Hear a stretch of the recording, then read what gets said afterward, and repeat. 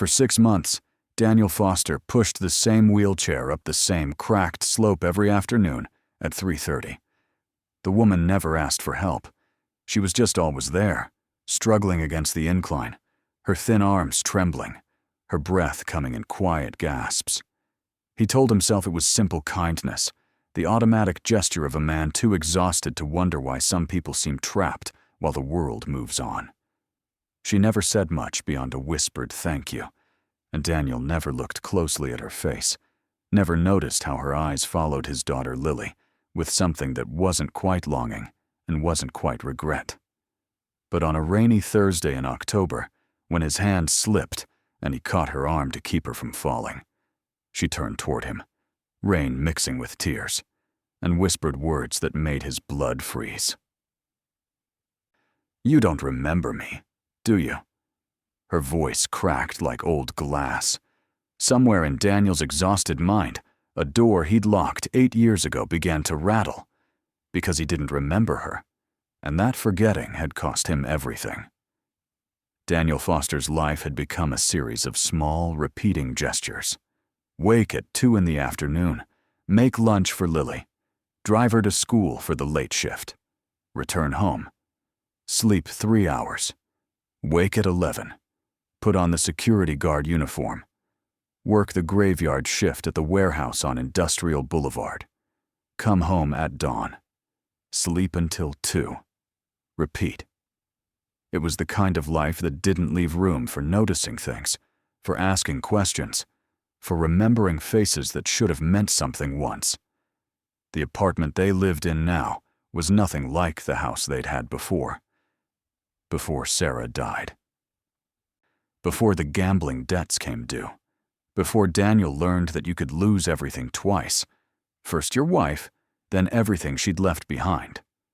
The apartment was on the 3rd floor of a building that smelled like old cooking oil and cigarette smoke that had seeped into the walls over decades. Lily's room was barely big enough for a twin bed and a dresser. Daniel slept on the couch. But it was theirs, paid for with money he earned, standing on concrete floors for 8 hours a night, watching shadows move between shipping containers. The woman in the wheelchair had become part of his routine about 6 months ago, though Daniel couldn't say exactly when he'd first noticed her. One day she simply was there, at the corner of Maple and 5th, right where the sidewalk tilted upward at a steep angle that made it nearly impossible for her to push herself up. The first time Daniel had stopped, he'd done it without thinking. His hands had simply reached for the wheelchair handles, and he'd pushed her up the incline, and she'd whispered, "Thank you," so quietly he'd almost missed it. The next day, she was there again, and the next, and the day after that. It became automatic. Daniel would pick up Lily from school at 3:15, and they'd drive home past that corner, and there she'd be. He'd pull over, get out, push the wheelchair up the slope. She'd whisper her thanks. He'd nod, get back in the car, drive home. It took maybe 90 seconds out of his day. Lily had asked about it once, early on. "Why does she need help every day, Dad?" Daniel had shrugged. "Some people just need help," he'd said, and Lily had accepted that with the easy grace of a 13-year-old who still believed her father had answers. The woman herself remained a mystery Daniel never bothered to solve.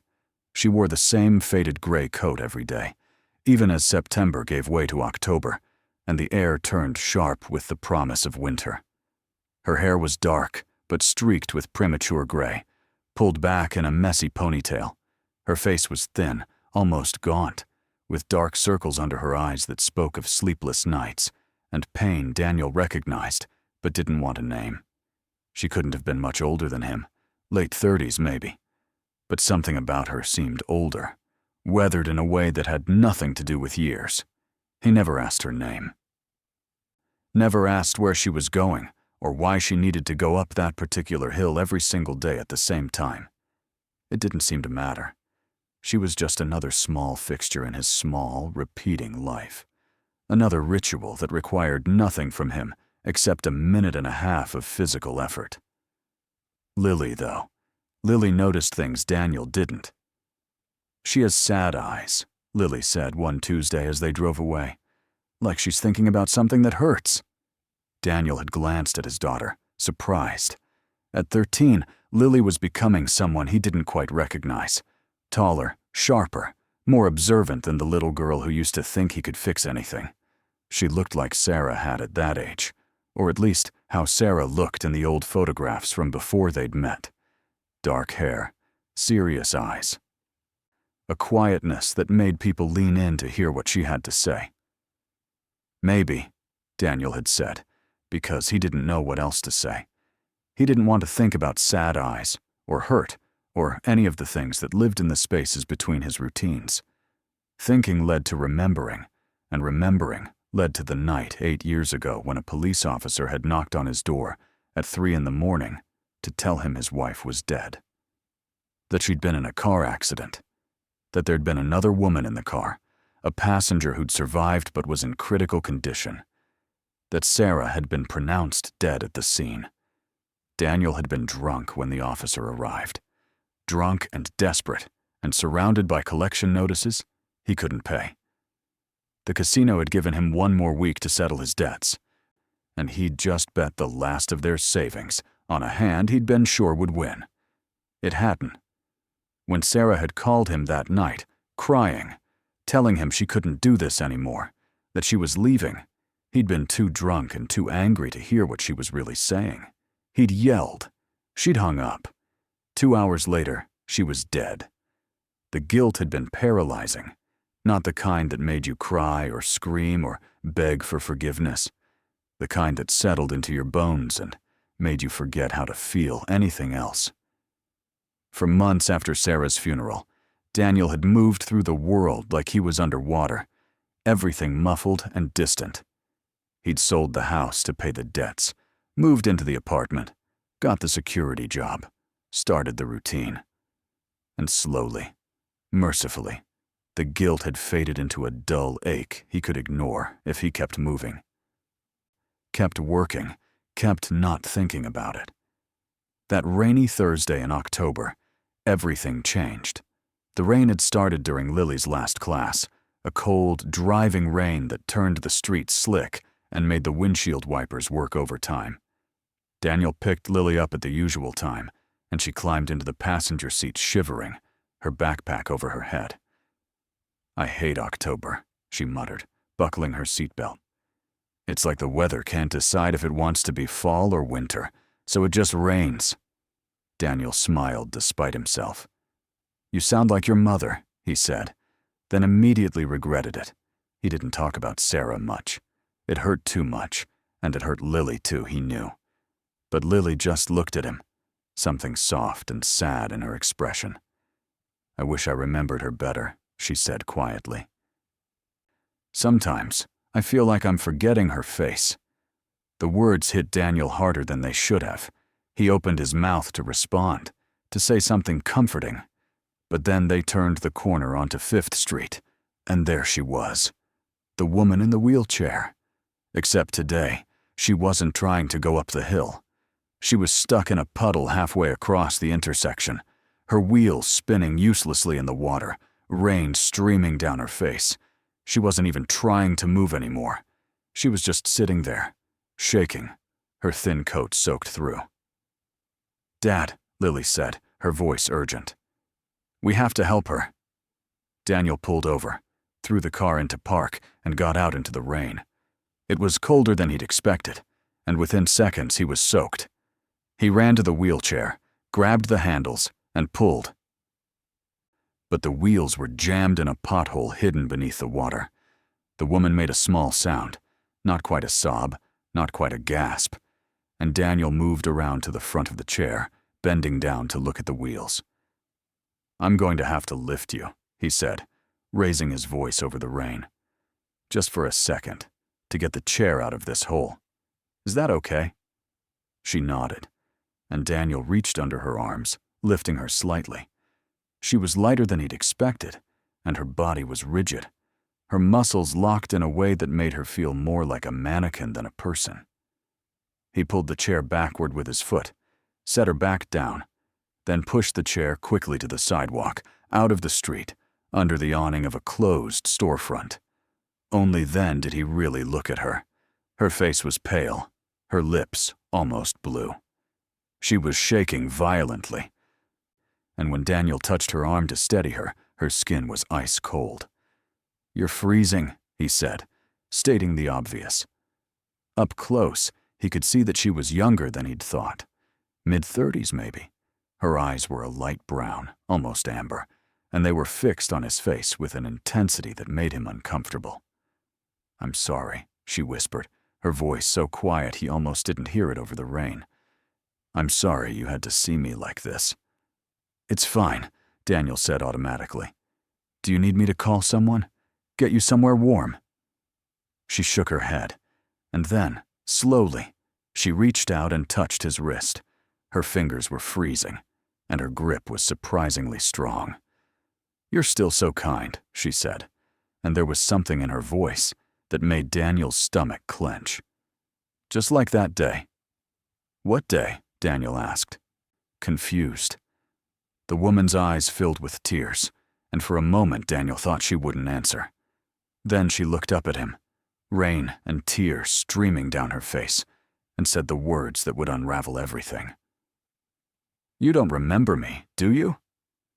The question hung in the air between them, sharp and terrible. Daniel stared at her, his mind racing, trying to place her face, her voice, anything. But there was nothing. Just a blank space where recognition should have been. I'm sorry," he said slowly. "I don't think we've met before. I mean, I've been helping you with the hill, but we've met," the woman said, and her voice cracked. 8 years ago. I was Sarah's best friend." She paused, watching his face. "My name is Jennifer Mitchell."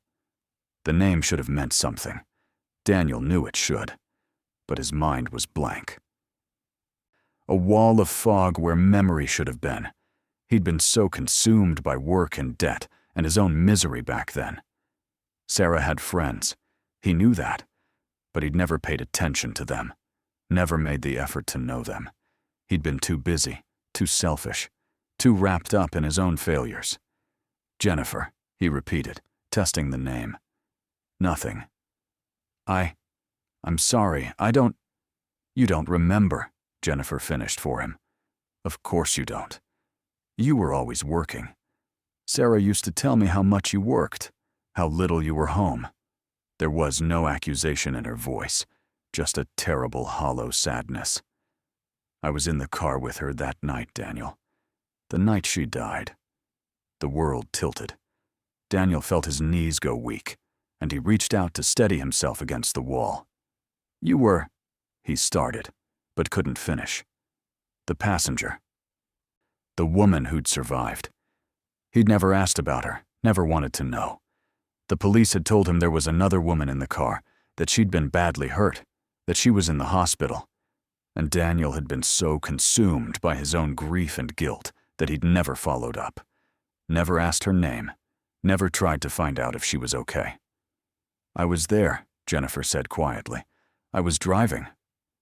Behind them, the car door opened, and Lily appeared under an umbrella, her face concerned. "Dad? Is everything okay?"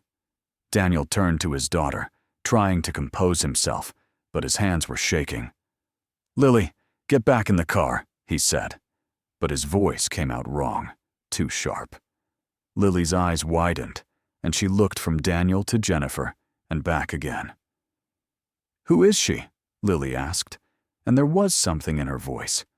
A thread of fear, maybe, or recognition of something important happening. Jennifer looked at Lily, and something in her expression shifted, softened. "You look just like your mother," she said, her voice barely above a whisper. "You have her eyes." Lily stared at Jennifer, and Daniel saw his daughter's face go pale. "You knew my mom?" Lily asked, stepping closer despite the rain. "Lily, please, get in the car," Daniel said again, but Jennifer was already nodding. "I knew her very well," Jennifer said. "We were best friends, since college." She looked back at Daniel, and there was something pleading in her eyes.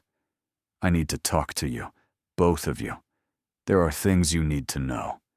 Things about that night." Daniel's mind was racing. Part of him wanted to grab Lily, get in the car, and drive away.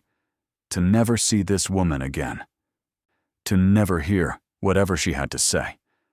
But another part of him, the part that had been living with unanswered questions for 8 years, needed to know. Needed to understand. "Not here," Daniel said finally, his voice hoarse. "Not in the rain. Can I take you somewhere? Get you warm?" Jennifer nodded slowly. "There's a coffee shop on 7th Street. Mason's. Do you know it?" Daniel knew it. A small place, usually empty in the afternoons. "Yeah," he said. "We can go there." The drive to Mason's Coffee took 10 minutes, and nobody spoke. Daniel kept glancing at Jennifer in the rearview mirror. She sat perfectly still in the back seat, next to her folded wheelchair, her wet coat dripping onto the floor mats, her hands folded in her lap. Lily sat in the passenger seat, staring straight ahead. Her jaw tight in a way that reminded Daniel painfully of Sarah. Mason's was nearly empty when they arrived, just an older man reading a newspaper in the corner, and a young barista behind the counter who barely looked up when they entered. Daniel helped Jennifer into a booth near the back, then went to order coffee. His hand shook as he pulled out his wallet, and he realized he hadn't eaten since the night before. The barista gave him a curious look, but didn't say anything. When Daniel returned to the table with 3 coffees, Lily was sitting across from Jennifer, staring at her with an expression Daniel couldn't quite read. "She says you used to help her mom with homework," Lily said without looking at Daniel, "back in college." "Sarah was brilliant," Jennifer said softly, wrapping her cold hands around the coffee cup. "I barely passed half my classes. She tutored me in everything. Math, science, writing. I wouldn't have graduated without her." She looked up at Daniel.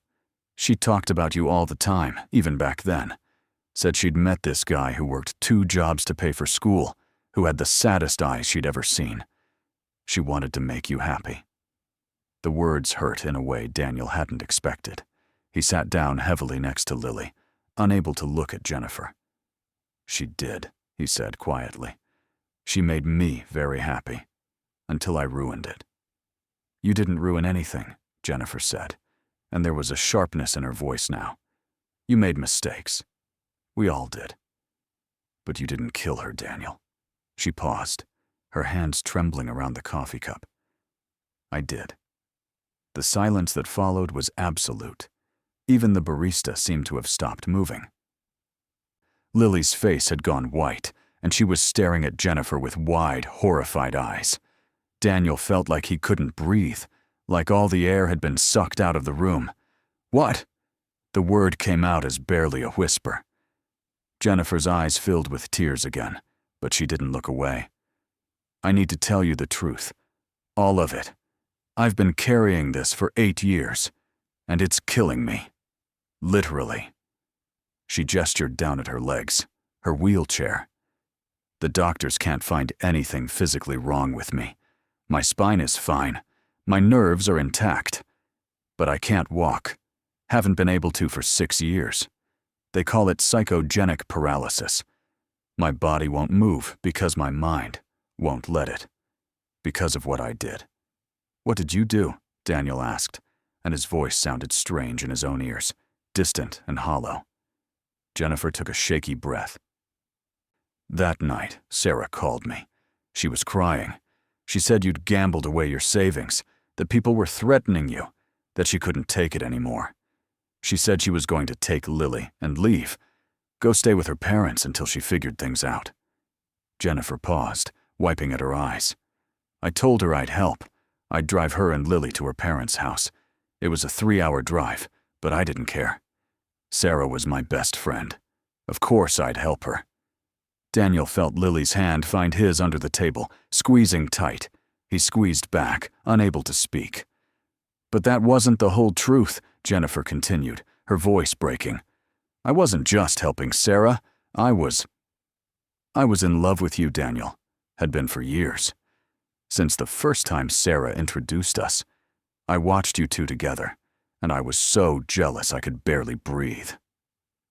Sarah had everything: a husband who loved her, a beautiful daughter, a life, and I had nothing. I'd never even been in a serious relationship. All I had was this pathetic, secret love for my best friend's husband. The confession hung in the air like smoke. Daniel felt sick. He remembered Jennifer now, vaguely. A quiet woman who'd come to their house a few times, who'd sat at their dinner table and smiled and made small talk. He'd never looked at her twice, had never suspected. When Sarah called me that night, Jennifer said, part of me was glad. Glad that you'd failed. Glad that she was leaving you. Because I thought maybe if enough time passed, if you were alone and grieving and broken, maybe you'd turn to me. Maybe you'd see me. She let out a sound that was half laugh, half sob. I know how sick that sounds. I know. But I couldn't help it. I wanted you so badly. Stop, Lily said suddenly, her voice sharp and young and frightened. I don't want to hear this. But Jennifer didn't stop. We got in the car, me and Sarah and Lily. Lily was asleep in her car seat. Sarah was crying, and I was driving. And all I could think about was how this was my chance. How if Sarah really left you, maybe someday you'd be mine. And then we were on the highway, and it was raining, and Sarah was on the phone with you. I could hear you yelling, hear you begging her to come back. And Sarah was crying harder, and she said, I can't, Daniel. I can't do this anymore. Jennifer's hands were shaking so hard now that coffee was sloshing over the rim of her cup. And I snapped. I looked at her, my best friend in the entire world, and I hated her. Hated her for having you and throwing you away. Hated her for being loved. And I thought, just for a second, what if she wasn't here anymore? What if she was just gone? No, Daniel breathed, but Jennifer kept talking, the words spilling out like poison. I didn't plan it. I swear I didn't. But there was a curve in the road, and it was raining so hard, and I was driving too fast. And instead of slowing down, I sped up. Instead of turning into the curve, I turned the wheel the other way, straight into the guardrail. Jennifer's voice was mechanical now, flat, like she was reading from a script. The car flipped. I remember the sound of metal screaming. I remember Sarah screaming. And then I woke up in the hospital 3 days later, and they told me Sarah was dead, and that Lily was fine. She'd been in a car seat, properly secured. She had a few bruises. But Sarah, who'd taken off her seatbelt to reach for her phone, had gone through the windshield. The room was spinning. Daniel couldn't process what he was hearing. It was too big, too terrible.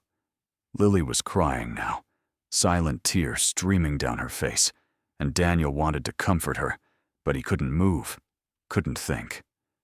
They called it an accident, Jennifer whispered. The police said I'd hydroplaned, lost control in the rain. They never suspected. And I never told them. I went to Sarah's funeral in a wheelchair, and I cried, and everyone felt sorry for me. Poor Jennifer, who lost her best friend and her ability to walk in the same night. And I let them feel sorry for me when I was a murderer. You didn't murder her, Daniel heard himself say, though he wasn't sure he believed it. You didn't plan it. It was a split second. You were upset and confused, and I killed her, Jennifer interrupted, her voice fierce. Maybe it wasn't premeditated. Maybe it was just a moment of insanity. But I made a choice, Daniel. I chose to turn that wheel. I chose to put my jealousy, my obsession, above her life. And she died because of it. Why are you telling us this? Lily asked suddenly, her voice raw with tears. Why now? Why did you come back? Jennifer looked at Lily, and her expression was full of such pain that Daniel had to look away. Because I couldn't live with it anymore, she said simply. For 8 years, I've been in hell. I moved away, tried to start over, but the guilt followed me. I started taking pills to sleep, then pills to wake up, then pills just to get through the day. I developed a dependency, then full addiction. The doctor said that's what caused the paralysis, combination of psychological trauma and neurological damage from the drugs. They weaned me off everything, put me in therapy, but my legs still won't work. Because deep down, I don't think I deserve to walk. I don't think I deserve to move forward with my life when Sarah's ended. She reached across the table, her hand shaking. 6 months ago, I found out where you were living. I came here to confess, to turn myself in. But when I saw you, saw how you'd help me up that hill every single day without even knowing who I was, I couldn't do it. I thought maybe I could just watch over you and Lily from a distance, make sure you were okay, like some kind of penance. That's not penance, Daniel said, his voice hard. That's cowardice. Jennifer flinched, but nodded. You're right. It is. But I'm not being a coward anymore. I'm telling you the truth. All of it. And after this, I'm going to the police. I'm going to tell them what I did. Even if they can't prosecute me after all this time, even if it's just my word against a closed case, I need to say it out loud. I need to face what I've done. Daniel stood up abruptly, the booth scraping against the floor. He couldn't sit here anymore, couldn't listen to this. Lily grabbed his arm, her face streaked with tears. Dad, what do we do? What did they do? Daniel had no idea. His wife had been killed by her best friend. Not in an accident. Not because of rain or bad luck or fate. Because of jealousy. Because of obsession. Because of him. If he hadn't gambled. If he hadn't created debts. If he'd been a better husband. Sarah wouldn't have been in that car. She wouldn't have been running away. She wouldn't have died. I need air, Daniel said, and walked out of the coffee shop without looking back. Outside, the rain had stopped, but the sky was still gray and heavy. Daniel leaned against the brick wall of the building and tried to breathe. His chest felt tight, his head was spinning, and he thought he might be sick. 8 years. 8 years he'd lived with the guilt of Sarah's death, believing it was his fault because of his mistakes. And it was his fault, in a way. But it was also Jennifer's. And knowing that didn't make it better. It made it worse. Because now there was someone to blame, someone to hate. And Daniel had spent so long hating himself that he didn't know how to hate anyone else. The door opened behind him, and Lily came out. She didn't say anything, just stood next to him, her shoulder touching his. They stood like that for a long time, not speaking. Finally, Lily said, "Do you think she's telling the truth?" "I don't know," Daniel said honestly. "I think she believes she is." "What are we supposed to do?" Lily asked, and she sounded so young, so lost. Daniel looked down at his daughter. She was 13, the same age Sarah had been when her parents had divorced, and she'd told Daniel, years later, that she'd felt like her whole world had ended. He didn't want Lily to feel that way, didn't want her to carry this the way he'd carried his guilt. "We're going to go home," Daniel said quietly, "and we're going to think about this. And then we're going to decide together what to do next. Okay?" Lily nodded, wiping at her eyes. "Okay." They drove home in silence. Jennifer didn't come back out of the coffee shop.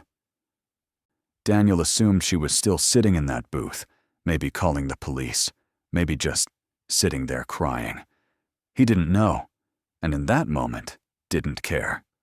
That night, Daniel called in sick to work for the first time in 3 years. He and Lily sat on the couch in their small apartment, and they talked. Really talked. About Sarah, about the accident, about Jennifer's confession, about guilt and blame, and whether forgiveness was even possible. "I don't remember Mom very well," Lily admitted at one point, "but I remember she used to sing to me at night. These old songs, kinda sad and pretty. And I remember thinking she had the most beautiful voice in the world. She looked at Daniel. Do you think she'd want us to forgive Jennifer? The question hit Daniel hard. Would Sarah have wanted that? He thought about his wife, about the woman who'd tutored her struggling friend through college, who'd taken in stray cats and donated to every charity that knocked on their door. Sarah had been kind, almost impossibly kind, but would her kindness have extended to the person who killed her? I don't know, Daniel said finally, but I know your mom would want us to be okay. She'd want us to not let this destroy us. Lily nodded slowly. I think Jennifer's already destroyed. I think she's been destroying herself for 8 years. She paused. The paralysis, the drugs, sitting in the rain every day waiting for you to recognize her. That's not someone who's okay. Daniel looked at his daughter with something like awe. When had she become so wise? No, he agreed. She's not okay. Do you think the police will do anything? Lily asked. Can they even charge her after all this time? Daniel had no idea. He wasn't a lawyer.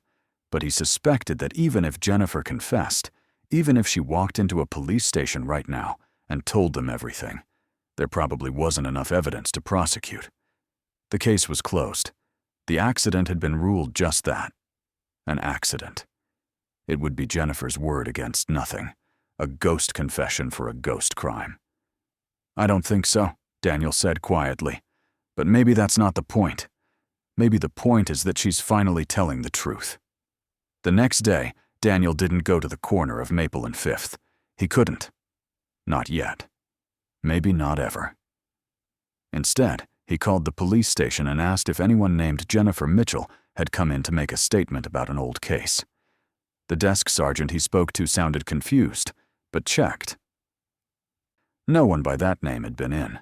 No statements had been filed. Daniel thanked him and hung up. So Jennifer hadn't gone to the police. She'd said she would, but she hadn't. Maybe she'd changed her mind. Maybe she'd left town. Maybe she was still sitting in that coffee shop, paralyzed by more than just her guilt. 3 days passed. Then a week. Daniel went back to work. Lily went back to school. They didn't talk about Jennifer, but she was there between them, a ghost they couldn't quite exorcise. Daniel found himself thinking about her at odd moments, wondering if she was okay, wondering if she was still at that corner, waiting for him to help her up the hill.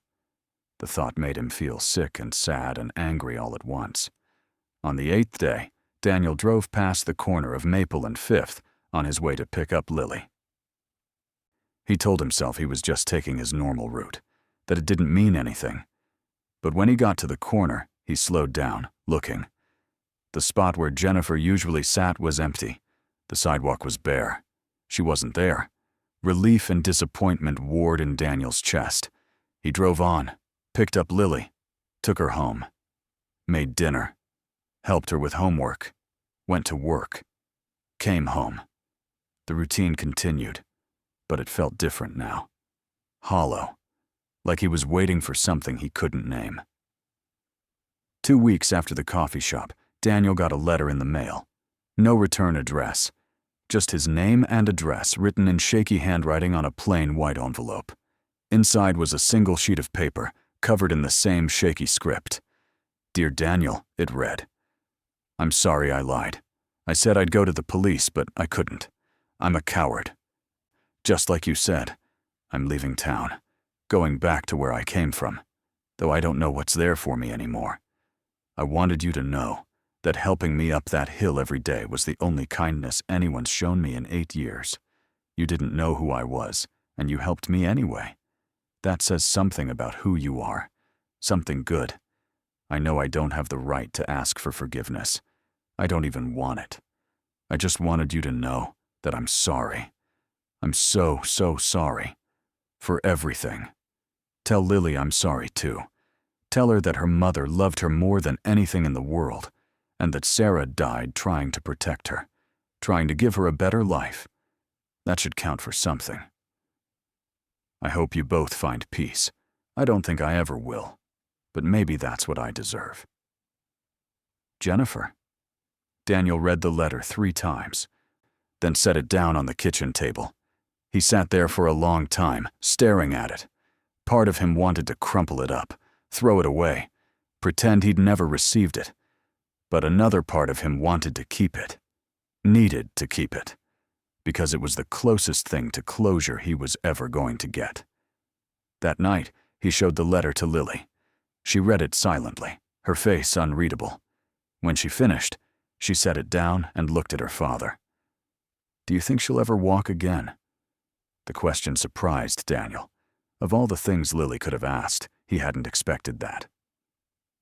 "I don't know," he said. "The doctor said it's psychological, so maybe if she can forgive herself." "But she can't," Lily said quietly. "That's the whole problem. She can't forgive herself because she doesn't think she deserves it." "Do you think she deserves it?" Daniel asked carefully. Lily was quiet for a long time. Finally, she said, "I think Mom would have forgiven her.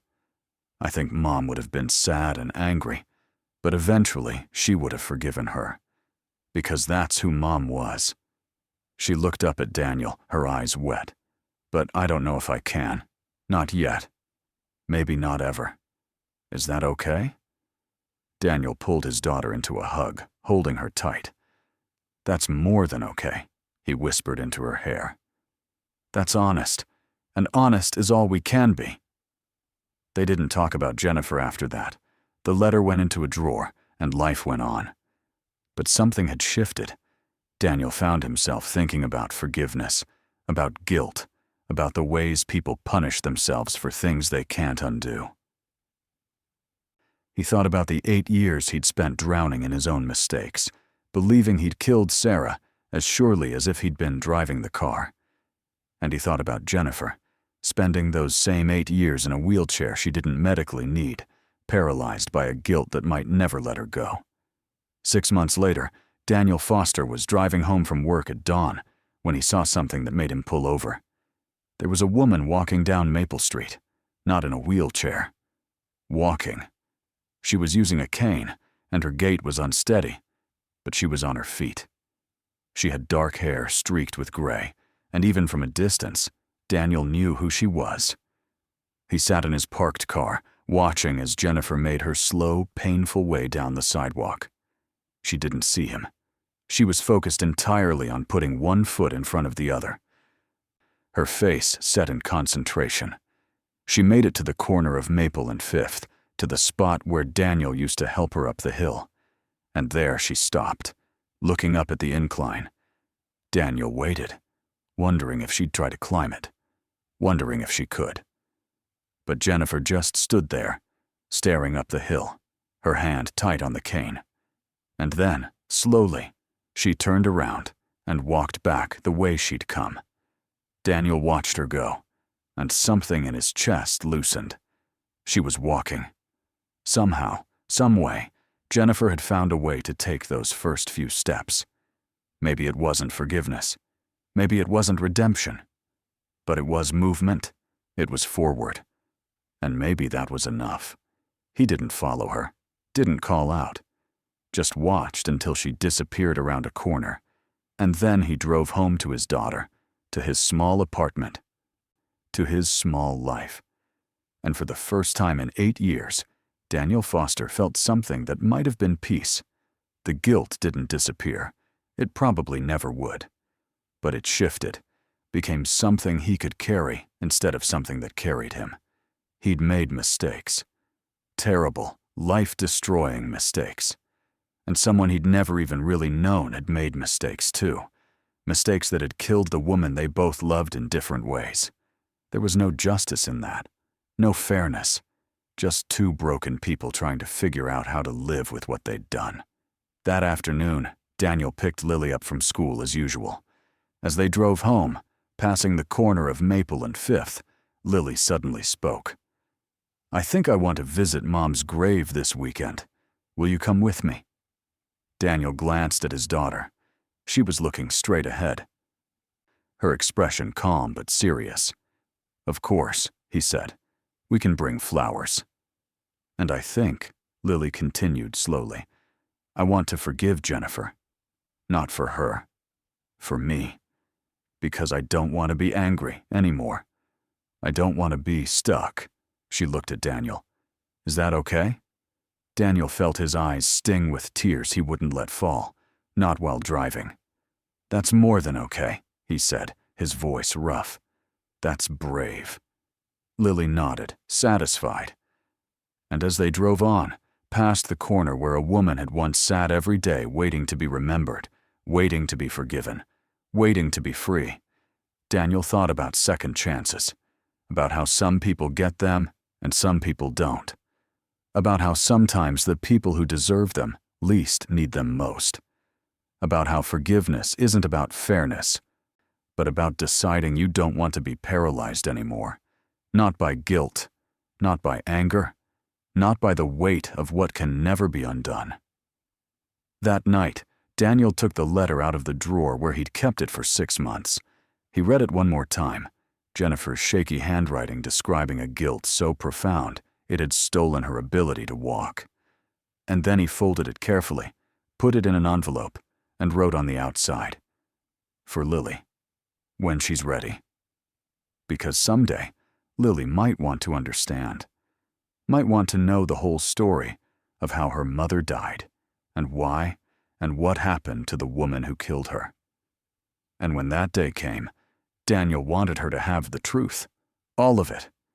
The ugly, complicated human truth that people are capable of terrible things, and sometimes, if they're lucky, they're also capable of finding their way back from them. Outside, the October sky was clear for once. No rain, just the first stars beginning to appear. Daniel stood at the window of their small apartment and looked out at the city lights. Somewhere out there, Jennifer Mitchell was learning to walk again. Somewhere out there, Sarah's grave held flowers that would wilt and be replaced, over and over, by a daughter who was learning to forgive. And here, in this small space, Daniel Foster was learning to do the same. It wasn't a happy ending. It wasn't redemption or justice or any of the clean resolution stories we're supposed to have. It was just life, messy and painful and ongoing. But it was forward. And after 8 years of being stuck, forward was enough. Daniel helped the same woman each afternoon for 6 months, never knowing who she was or what she'd done, or how their lives were tangled together in tragedy. And when he finally learned the truth, it didn't destroy him. It freed him. Because sometimes, the worst thing you can imagine isn't learning that someone hurt you. It's learning that they've been hurting themselves even more, and that there's nothing you can do about it, except decide whether you want to carry that weight too. Daniel chose to set it down, to remember Sarah with love instead of guilt, to raise Lily with honesty instead of bitterness, to live his small, repeating life with the knowledge that even small kindnesses matter, even when, especially when, you don't know the whole story. And on a sidewalk somewhere across town, a woman who'd spent 8 years in a wheelchair she didn't medically need took another shaky step forward. And then another, and another. Not because she'd been forgiven, not because she'd forgiven herself, but because somewhere, somehow, she'd decided that paralysis, whether of the body or the soul, was a choice. And she was choosing differently. Some prisons have bars, some have wheels, and some are made entirely of guilt and secrets and the terrible weight of things you can't undo. But all prisons have doors. And sometimes, if you're brave enough or desperate enough or tired enough of being trapped, you can find the key. For Jennifer Mitchell, the key was truth. For Daniel Foster, it was forgiveness. For Lily, it was deciding that her mother's death didn't have to define her entire life. And for all of them, it was learning that healing doesn't mean forgetting, and moving forward doesn't mean leaving the past behind. It means carrying it differently, lighter, like something you've made peace with instead of something that's destroying you from the inside out. The wheelchair sat in a donation center now, waiting for someone who actually needed it. The hill on Maple and Fifth was still steep, still cracked, still difficult to climb. But the woman who'd struggled there every day for 6 months was gone, replaced by someone learning to walk on her own, one painful step at a time. And Daniel Foster drove past that corner every afternoon, taking his daughter home from school, living his routine, being kind to strangers. Not because he was a saint, not because he'd transcended his own guilt and pain, but because in the end, kindness was the only thing that made any of it bearable. The only thing that proved we were all still human, still trying, still capable of saving each other even when we couldn't save ourselves. That, Daniel thought, was what Sarah would have wanted. Not vengeance, not justice, just kindness. The small, repeating gesture of reaching out to someone who was struggling, helping them up the hill, asking nothing in return. It hadn't saved Jennifer from her guilt. It hadn't brought Sarah back. But it had been enough to start something. A confession, a truth, a first step toward whatever came next. And sometimes Daniel was learning that was all any of us could do. Take the step. Tell the truth. Forgive or don't. But either way, choose to keep living. Keep moving forward, even when forward was hard, even when it hurt, even when you weren't sure where forward led. Because the alternative was staying paralyzed. And Daniel had spent enough years trapped to know that no prison, no matter how justified it seemed, was worth staying in forever.